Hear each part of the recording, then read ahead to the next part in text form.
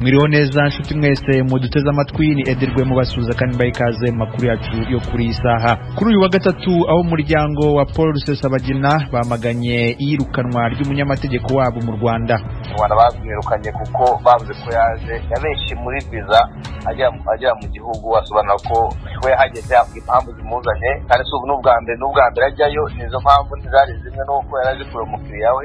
Uwo ni Rusesabagina umuhungu wa Paul Rusesabagina ufungiye mu Rwanda. Abantu bane barimo abapolisi batatu n'umusivili warasha abapolisi bishwe barashwe mu rufaya rw'amasasu hafi ya ambasade y'Ubufaransa muri Tanzania. Abahungishijwe muri Afghanistan ba mbere bageze mu gihugu cya Uganda aho igitero cyagabwe n'intagondwa z'umutwe wa Boko Haram cyahitanye abasirikare 16 mu majyepfo ya Nigeria. Izo nkuru n'izindi ni mukanya mugume ku maradiyo yanyu. Amakuru yacu yo kuri iyi saha reka tuyahere ku makuru avugwa hirya no hino ku isi. Igitero cyagabwe n'intagondwa z'umutwe wa Boko Haram cyahitanye abasirikare 16 mu majyepfo y'igihugu cya Nigeria. Fidel Niyongabo adufitiye inkuru irambuye.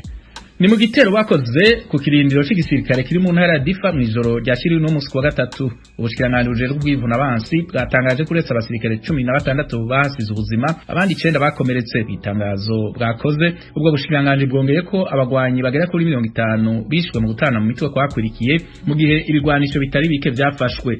Mu kwezi kw'icumi na kabiri mu mwaka urangiye w'2020 igitero cagirijwe Boko Haram cahitanye abantu 28, amazu amajana 8 araturirwa mu ntara ya Difa. Umugumuko mu Boko Haram wadutse mu buraruko bushira uruseruko bwa Nigeria mu mwaka w'2009. Yamara ubwicanyi kenshi bwaratandukiye ibihugu bibanyi bya Chad, Niger na Cameroon mu karere k'ikiyaga Chad.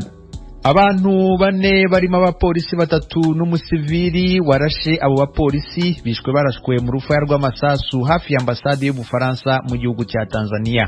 Amakuru dukesha ikinyamakuru The Citizen cyandikirwa muri Tanzania avuga ko uko kurasana hagati y'abashinzwe umutekano n'umugabo wari witwaje imbunda ebyiri byabereye ku muhanda witiriwe Ali Hassan Mwinyi mu mujyi wa Dar es Salaam. Polisi muri icyo gihugu nayo yemeje ayo makuru yongeraho ko abandi bantu 6 bakomeretse.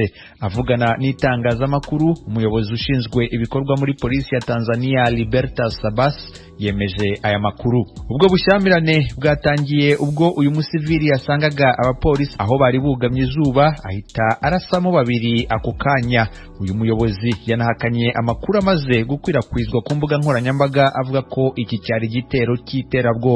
Yavuze ko polisi ikomeje iperereza kugira ngo imenye umwirondoro n'impamvu yatumye uwo musivili agaba ibitero ku bashinzwe inzego z'umutekano. Abahungishijwe muri Afghanistan ba mbere bageze mu gihugu cya Uganda. Fidel Niyongabo nanone adufitiye inkuru irambuye. Abategetsi ba Uganda bavuga ko abo bantu uko ari 51 bazoguma mu gihugu by'agateganyo gushika bimurigwe muri leta zunze ubumwe za Amerika no mu bindi bihugu. Mu bimuwe harimo abapasoni n'abana nk'uko bitangazwa n'ubushikiranganje bujejwe imigenderanire bwa Uganda. Bumenyesha ko basuzumwe ku bijanye n'umutekano n'ibisabwa ku vyerekeye kiza ca COVID-19. Yabitegekanijwe ko abanya-Uganda bari muri Afghanistan bashika mu ndege imwe nabo bazanywe uno munsi ku wa gatatu. Yamara ntibabishoboye bivuye ku bibazo vyo gushika ku kibuga indege cyo kumugwa mukuru wa Afghanistan Kabul. Ariko rashigwaho uburyo bwo gutuma batahuka mu gihugu cabo mu yindi ndege itegekanijwe ikindi gihe. Uganda yatangaje ko yemeye mu ndwiheze ibisabwe na leta zunze ubumwe za Amerika kwakira by'agateganyo abanya-Afghanistan 200 bahunze igihugu cabo. Leta zunze ubumwe za Amerika n'ibihugu bicuditse bimaze kwimura abantu barenga 70,000 harimo abanyagihugu babyo n'abanya-Afghanistan kuva ku itariki 14 z'uku kwezi k'umunani. Ni mu gihe ivyo bihugu biriko vyihutira guheraheza igikorwa cyo kwimura abo bantu ku itariki ya 31 y'uku kwezi k'umunani, ikiringo ntarengwa ko cuko inteko zo mu mahanga ziba zavuye muri Afghanistan. Umuyobozi w'ibiro bishinzwe amagereza muri Iran yasabye imbabazi kubyo yise imyitwarire idahwitse y'abacungagereza bagaragaye mu mashusho ya video bakubita imfungwa. Ni gake cyane iki gihugu cyemera amakosa kikayasabira imbabazi. Ibi byabaye nyuma yuko itsinda rizobereye mu kwiba amabanga muri za mudasobwa rishize ahagaragara amashusho ya video yerekana imfungwa zikubitwa izindi zikururwa hasi kuri sima muri gereza ya Evin iri mu murwa mukuru wa Tehran. Mu butumwa ku rubuga rwa Twitter, umuyobozi w'amagereza muri Iran Mohammed Mehdi Haji Mohammad yavuze ko yasabye imbabazi yemera uruhare ku mikorere mibi itemewe, maze yizeza ko ayo makosa atazongera kuba ko kandi ababikoze bazahanwa by'intangarugero. Izo mbabazi yazisabye Imana, umuyobozi w'ikirenga w'igihugu Ayatollah Ali Khamenei n'igihugu muri rusange. Iri tsinda ry'iba amakuru kuri za mudasobwa rizwi nka Eldalat El Ali ryavuze ko ryashyize hanze ayo mashusho mu rwego rwo kwerekana akarengane gakorerwa imfungwa n'abanyapolitike bafunzwe muri Iran. Bavuze ko bafite andi makuru menshi bateganya kuzasohora mu bihe biri imbere. Bagize bati, tuzakomeza gushyira ahagaragara ibiranga ubutegetsi bw'igitugu muri Iran n'ingaruka bifite ku baturage. Kenshi Iran yagiye yamagana abayinenga ko itsikamira uburenganzira bwa muntu.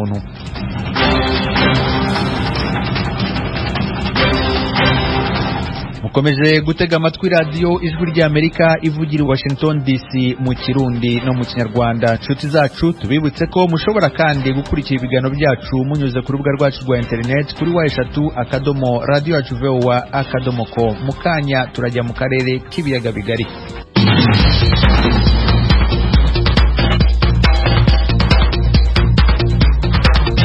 Amakuru yo mu karere k'ibiyaga bigari. Umuryango w'umunyapolitike Paul Rusesabagina n'umwe mu banyamategeko bamwunganira uherutse kwirukanwa ku butaka bw'u Rwanda bagiranye ikiganiro n'itangazamakuru aho bamaganye icyemezo cyo kwirukana umubirigi Vincent Lurke mu Rwanda. Urugaga rw'abavoka mu Rwanda rwo rumushinja kugerageza gukorera umwuga we mu Rwanda atabifitiye uburenganzira. Mu kiganiro na mugenzi wacu Tim Ishimwe, umuhungu wa Paul Rusesabagina Roger Rusesabagina aratubwira impamvu bakoresheje iki kiganiro. Twatangiye dosiye amavoka asobanura impamvu bamwirukanye mu Rwanda, arisobanura avuga ati mu Rwanda bamwirukanye kuko bavuze ko yabenshi muri visa ajya mu gihugu, asobanura ko we hageze avuga impamvu zimuzanye kandi si n'ubwa mbere ajyayo. Nizo mpamvu ntizari zimwe n'uko yari aje kureba umukiriya we, bari yareseraga kubona nyine batoniye yamuha uburenganzira bwo kujya kureba umukiriya we. Noneho basaba n'ukuntu bamufashe bamwetereje amasaha 6 barangije bamuheza mu Bubiligi. Natwe rero dusobanura disappointment yacu kuba ejo bavukanye baramwirukanye, kandi kuba urubanza igihe bava kurusomera itariki barayihinduye bagashinga inyuma h'ukwezi nta mpamvu. Noneho tuvugana impungenge dufite ku butegetsi bw'Ububiligi budakora akazi kabwo ko bagombye kuvuganira umuturage wabo ku buryo burenze ubwo bari gukora ubu ngubu, ko bagenda gahoro cyane nabyo bikaba bidasobanutse. Umwavoka wanyu ubwo aherutse kuvugana n'Ijwi ry'Amerika yari yavuze ko bamwirukanye kuko adashobora kuvuga Ikinyarwanda. None hano wowe uri kumbwira ko bamwirukanye kubera ikibazo cya visa. Ibyo bya visa no kuba atashobora kuvuga Ikinyarwanda urabibuza gute? Nuko ibyo bya visa nuko bo bavuze ko yaje afite visa y'umuturiste uje gutembera, ariko bo bizasana ko visa nta n'umuntu ndumva wundi wabona visa y'akazi, ariko niyo visa bamushiriyemo. Ariko kuba yaravuze impamvu zimuzanye avuga ati jene yitwa Vincent Lurke, ndi umwavoka wunganira Paul Rusesabagina, hari urubanza ruri mu Bubiligi abanyarwanda barutangije, tugomba kurukomeza. No kugira ngo urubanza rukomeze nuko mbakona umukiriya we. Ibyo nabivuze kuri aeroport kuri immigration, bavuga bati okay, ngiyi visa rwose genda uzabwa na batoniye wikire inzira zose zinyuze mu buryo bw'amategeko, ibintu byose bizagenda neza. Noneho urasona ko kandi niko dukeka ko impamvu ashobora kuba baramwirukaye mu gihugu ari ukubera ko we yagiye neza, twavuze press conference nawe ajyamo, kandi abanyarwanda bisa nk'ibarakaje nawe bumva ko muri press conference yaba ari mu buryo cyangwa ari ni conference kuri Zoom, twavuga n'abanyamakuru yaba ari mu Rwanda yaba ari mu byose ni kimwe n'undi uburenganzira bwo kuvuga akazi kandi akazi ke n'undi no kuvugira umukiriya we. Nta kintu nta tegeko yishe mu by'ukuri, kandi nabo muri process verbal bamuhaye ntabwo bize banasobanura n'itegeko, nabo na process verbal batagayimuhaye, ahubwo baramubwiye gutya ngo azamwohereza muri post. Uravuga ko nta tegeko yishe, kandi mu Rwanda hari itegeko ry'uko umwavoka cyangwa umunyamategeko agomba kuburanira umukiriya we ari uko ari mu rugaga rw'abanyamategeko bakorera mu Rwanda. Ni gute uvuga ko nta tegeko yishe? Turabizi kandi na Vincent Lurke arabizi ko hari abavoka bo mu Rwanda bakora mu Bubiligi baza korana abantu mu Bubiligi. Donc ibyo reciprocité bavuga no kwihari, ariko ukabona ijya muri sansi imwe, donc abantu bava mu Rwanda baza no gukora ariko mu buryo batajyaga. kandi ikibazo Rusesabagina yagiye mu rwego rwo kuburana papa mu rubanza ruri hano mu Bubiligi rwatangijwe n'Abanyarwanda. Urumva ntabwo ari urubanza rushya, ntabwo ari urubanza ruri mu Rwanda bashaka gukora urubanza ruri hano. Urumva nta gusubirayo twizeye ko azasubirayo, kuko n'iki gihe agenda ejo bundi Ababiligi bari bazi ko agiye Ministère des Affaires étrangères hano, bari bayivuganye. Ambasade mu Bubiligi yari ibizi, yagezeyo umunsi agezeyo bukeye ajya kuri ambasade ku bibazo bya covid, ambasade tuza kumwakira kuri aeroport i Kigali. Nta surprise yari irimo. Kandi none nk'uko byabaye mbere, ubwa mbere ajyayo batoniye yarabuze aho bakorana batoniye, yavuye hano yabwiye batoniye wo mu Bubiligi ko agiye mu Rwanda, yandikiye batoniye wo mu Rwanda azi ko aje Kavaruganda, agezeyo nk'uko byagenze mbere, none Kavaruganda yarabuze. Numva rero harimo ikibazo tugomba kubanza tugakemura, kuko Abanyarwanda bagomba kumva ko ntabwo bidushimisha, kandi numva na leta bitamushimisha kujya mu Rwanda. Numva igihe baba bataye amafaranga y'izo ngendo zose, ntabwo bidushimisha kujya mu agende yicare yategereze batoniye, cyangwa agende abantu bihishe bongeye kugaragara ari uko avuye mu gihugu. Kandi tuzi ko bizashoboka Ababiligi bashyiramo eforo, noneho akajya mu Rwanda, Abanyarwanda bamaze gusinya ko bazamwakira kubatwa umuntu yaburana. Utekereza ko impamvu Ububiligi bugenda bigura intege muri iyi dosiye y'umubyeyi wanyu ari iyihe? Kuko uravuga ko babishyizemo imbaraga nke, nk'aho hari ikintu utekereza ko bagombye kuba barakoze.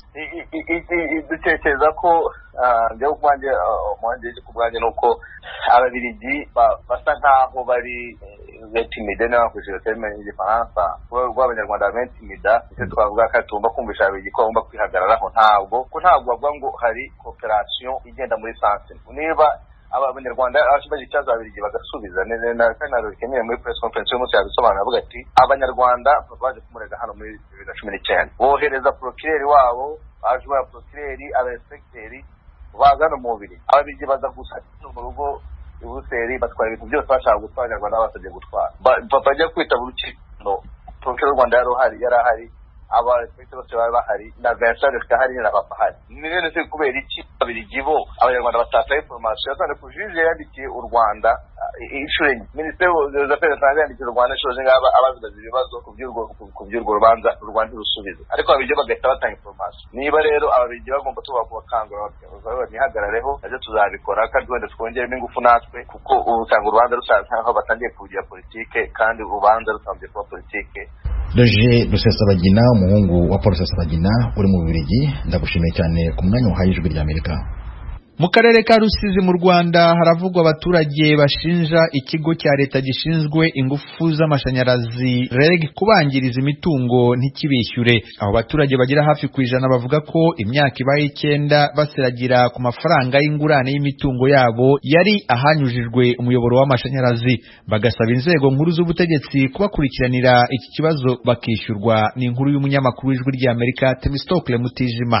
Icyo gihe baraje bafata imyaka y'abaturage baratema, bakenye ikawa zanjye, bakena imyembe, bakena indimu n'amavuka. Noneho ndategereza. Ni bamwe muri abo baturage biganjemo bo mu murenge wa Nyakabuye ho mu karere ka Rusizi mu burengerazuba bw'u Rwanda, baragaruka ku kibazo cy'imitungo yabo yangijwe ubwo hakorwaga umuyoboro w'amashanyarazi unyura muri uwo murenge. Baratema barambika hasi, harimo ibiti by'intusi bigeze kuri 20 nabyo baratemye barambika hasi, hari n'ikawa zigeze ku 10 nazo baratemye barambika hasi, hamwe n'izindi 150 byose bashyize hasi. Imyaka yo baratubwiye ngo imyaka ngandura rugo ngiyo ngo nta ngo tubivuga, kuko n'imyumbati yari irimo baratemaguye barambika hasi. Ikibazo cy'aba baturage kirafata imizi mu mwaka wa 2012 ubwo icyari ikigo cya leta y'u Rwanda gishinzwe ingufu, amazi, isuku n'isukura EWASA mu mpine cyatunganyaga umuyoboro ujyana umuriro w'amashanyarazi muri ibyo bice batuyemo. Ku rutonde biragaragara ko ari abaturage bagera kuri 99 babariwe amafaranga y'u Rwanda yose hamwe asaga gato miliyoni 15.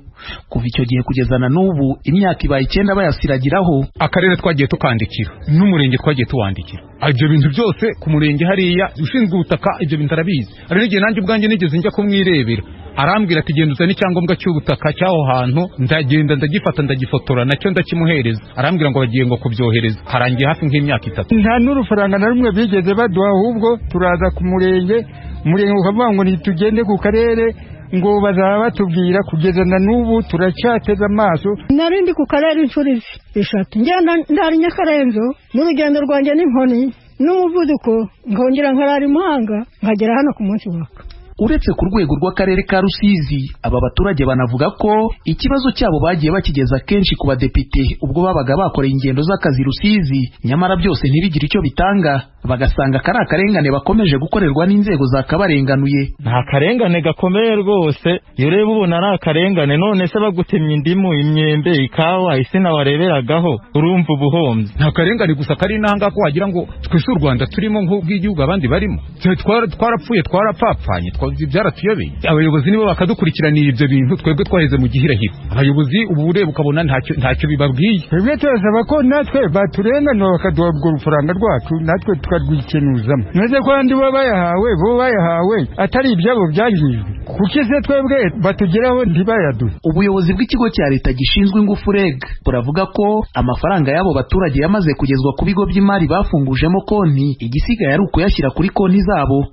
Bwana Francis Kiza uyobora REG ishami rya Rusizi akizeza abo baturage ko bitarenze icyumweru kimwe baraba bamaze kwishyurwa. Hari n'ingurane REG yarangije gutanga ariko yari ikiri muri sako yasabaga OPE zaratwanze rimwe akazibura, kugira ngo avuge ko bitarenze icyumweru gitaha ababaruwe bose akanishyurwa ari muri za sako zaba tuzazigezayo marisiti bakabaha ingurane zabo. Bitarenze icyumweru gitaha OPE zatangiwe amafaranga zose sako zaba zazihoye. Ubusanzwe itegeko ryerekeye kwimura abantu ku mpamvu z'inyungu rusange mu Rwanda ari naryo rishyira imiyoboro y'amashanyarazi mu bikorwa by'inyungu rusange riteganya ko umushinga ugiye gukorerwa hari imitungo y'abaturage wakabaye utangira iyo mitungo yaramaze gukorerwa igenagaciro no kwishyurwa. Nyamara hirya no hino mu gihugu hakomeza kumvikana abaturage basaba kwishyurwa ingurane z'imitungo yabo ku mishinga y'inyungu rusange imaze imyaka n'imyaka ikorewe ku butaka bwabo, ibyo byarabaye batarishyurwa imitungo yari buriho.